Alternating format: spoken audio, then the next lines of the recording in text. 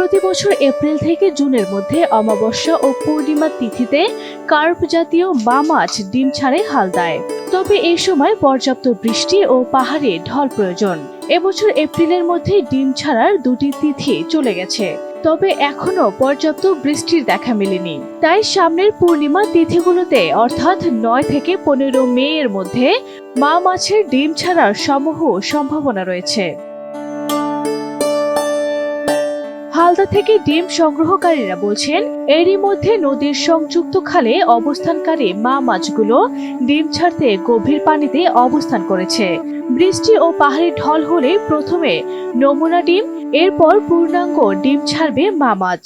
অমাবস্যা বা পূর্ণিমার মধ্যে সামনে যে জোটা আছে ট্রেনের মধ্যে যদি প্রচুর বৃষ্টি পরিমাণ হয় এবং আকাশের বিজলি চমকায়, পাহাড়ি ঢল নামে, তাহলে একটা ডিম ছাড়ার সম্ভাবনা আছে। আমার সবকিছু রেডি, এখানে প্রায় 80টা নৌকা আছে। আর এই যে আমরা সব ডিম সংগ্রহের প্রস্তুত। যদি আবহাওয়া ঝড় বৃষ্টি বাদল এবং পাহাড়ি ঢল আসে, ডিম হতে পারে।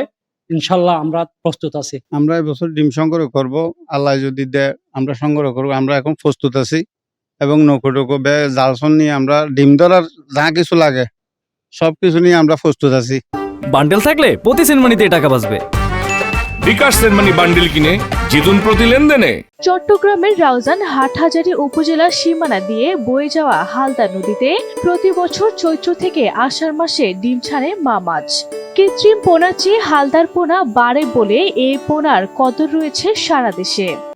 হালদা আসলে এটা আমাদের একটা ঐতিহ্য, এটা আমাদের গর্ব করার মতো একটা বিষয়। কারণ দক্ষিণ এশিয়াতে কিন্তু এরকম কোনো নদী নেই যেই নদী থেকে প্রতি বছর একটা নির্দিষ্ট সময়ে আপনার মেজর কাপ, রুই, কাতলা, মৃগেল, কালীবাউস এই মাছগুলার কিন্তু নিষিক্ত ডিম বা ডিম্বাণু সংগ্রহ করে। সেজন্য আমাদেরকে এই ব্যাপারে আমাদেরকে কিন্তু হালদার বিষয়ে উদাসীন হলে হবে না।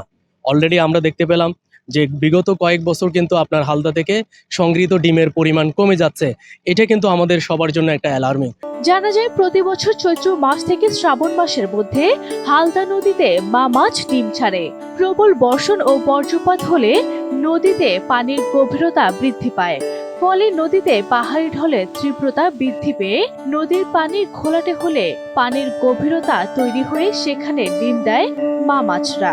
হালদাতে যে আমাদের প্রাকৃতিক প্রজনন ক্ষেত্রে যে মা মাছেরা, কার্প জাতীয় মা মাছেরা আসে, সেটার প্রজননের জন্য মা মাছ অলরেডি নদীতে অবস্থান করছে বিভিন্ন কুমে। সামনে যে প্রজনন মৌসুম আসতেছে সেটা হচ্ছে আমাদের সামনে যে জো আসতেছে, এটা পূর্ণিমার জো।